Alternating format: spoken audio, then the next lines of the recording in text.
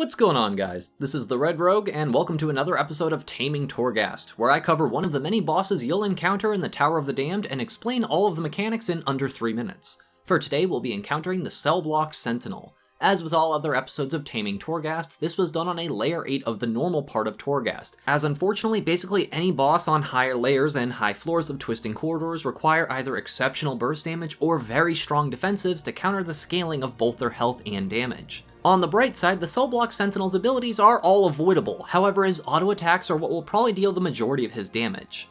His two main damaging moves are Shockwave and Ground Crush. Both of these deal hefty damage and will stun you. Shockwave is a frontal cone attack with a 60-yard range, and this will deal physical damage and stun anyone hit for 3 seconds. If you're a ranged DPS, I would recommend not standing too far back or too close though, as his other move, Ground Crush, has a 15-yard circular range around him. This will deal nature damage instead of physical, and will stun you for 4 seconds if you're hit. Getting hit by either of these in a higher layer of Torghast is likely to end very poorly for you, as that will give the boss lots of times to slap you upside the head with those auto attacks I just mentioned. The boss will also occasionally cast the magic buff Lumbering Might. This will last for 10 seconds, and during it the boss will move 75% slower, but his physical damage will be increased by 50%. This can be dispelled if you want, however as a ranged DPS this gives you a much easier time to stay out of his melee range due to the massive slow it applies on him, and as melee it gives us a little bit of time to get away from him as needed.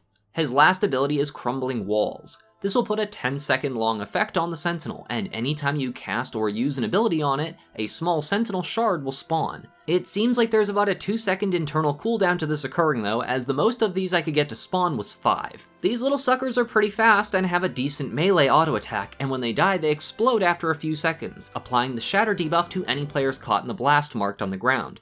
This will deal physical damage every second for 5 seconds, and the debuff can stack if you stand in multiple explosions, so be very careful of these. If you want to avoid these adds appearing at all, then you cannot use any abilities on the Sentinel during that 10-second window. Having strong physical damage mitigation is very good on this boss, since most of his moves are physical and of course that hefty auto attack.